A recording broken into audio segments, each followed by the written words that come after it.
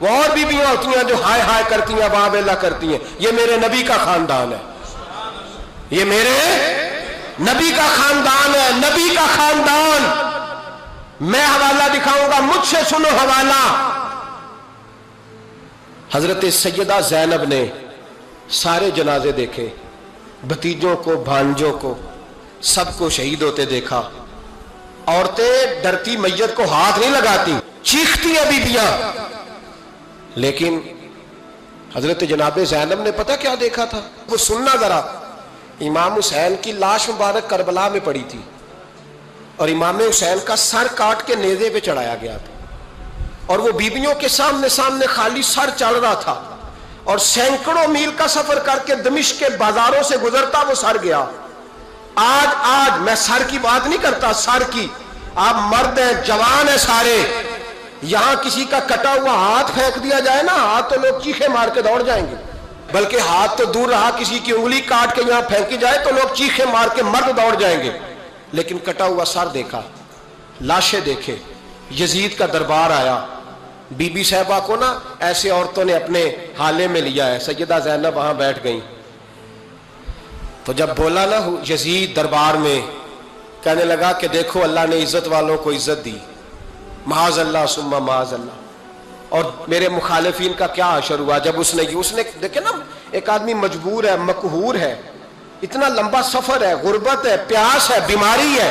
کیا انداز ہے جب اس عالم میں یزید کے دربار میں اس نے گستاخی کی امام حسین کی. یہاں لوگ کہتے ہیں کسی کو کچھ نہ کہو، کہ کیوں نہ کچھ کہیں. جو سیدنا امام حسین کے بارے میں بات کرے گا زبانیں کھینچیں گے اس کی.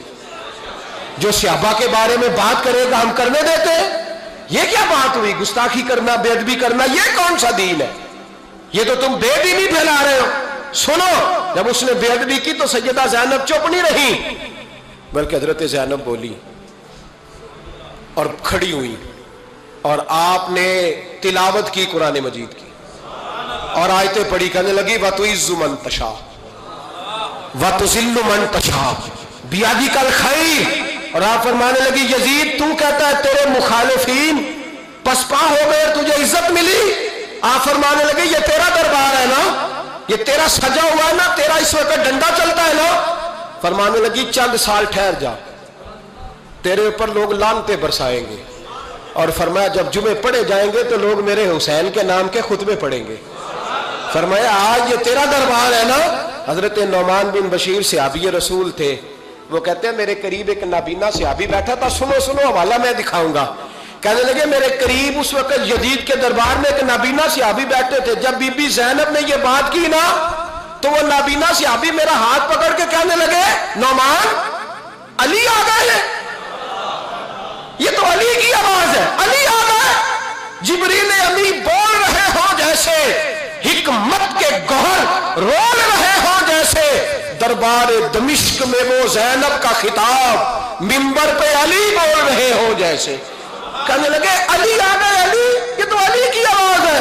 جناب نعمان بن بشیر کہنے لگے نہیں، علی جب بولتے تھے تو بڑا رنگ ہوتا تھا، ابھی تو زینب کھل کے بول ہی نہیں رہی، ابھی تو زینب ستائی ہوئی ہے، ابھی تو زینب زخم کھا کے آئی ہے، ابھی تو زینب پیاسی ہے. کاش زینب تر و تازہ ہوتی تو زینب خطبہ پڑھتی تو علی کی طرح گرجدار آواز نکلتی. یزید کے محل کانپتے، جبریل امی بول رہے ہوں جیسے، حکمت کے گوہر رول رہے ہوں جیسے. دربار دمشق میں بی بی زینب کا خطاب منبر پہ علی بول رہے ہوں جیسے.